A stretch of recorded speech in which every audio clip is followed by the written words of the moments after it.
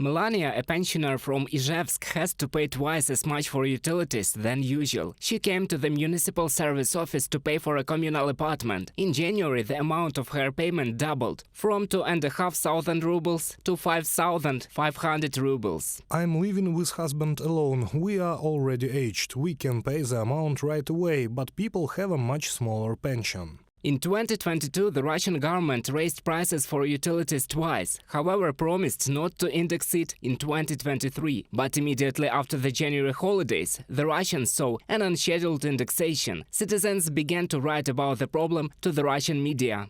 When I took the bills from the mailbox, I didn't pay much attention to the numbers. I was amazed by them when counting. I wanted to understand how much money from my pension should be paid for utility bills. The amount turned out to be much more than in November. The changes were visible in all the papers, but I was struck by some inadequate charges for heating. Last month I had to pay 2,874 rubles, and this month 3,717. Irina, pensioner from Chelyabinsk, in an interview with MKRU. As of January 2023, the debts of Russians for utilities amounted to almost 1 trillion rubles, and since March, the citizens of the Russian Federation are waiting for another rise in price. A government decree has entered into force, according to which the debts of non-payers will be distributed among all residents. In addition, in October 2022, a law came into force that exempts mobilized and volunteers, as well as their families, from penalties for late payments for utilities.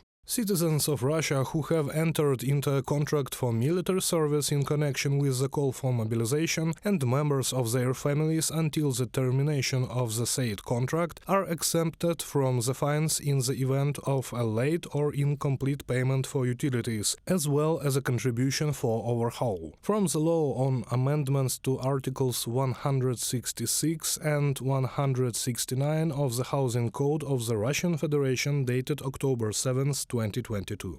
Experts estimate that about 1 million families are thus exempt from paying fines. But while the minimum allowance of a private in the Russian army is 195,000 rubles, civilian salaries are much lower, and they will pay both for themselves and for their neighbor, even those who are deprived of basic utilities in their apartments. Well, I opened the hatch to the underground. About the mosquitoes flew. Look at the sewerage. What is the depth? You can see the border. Can you imagine to spend the evening and sleep at night with such a smell?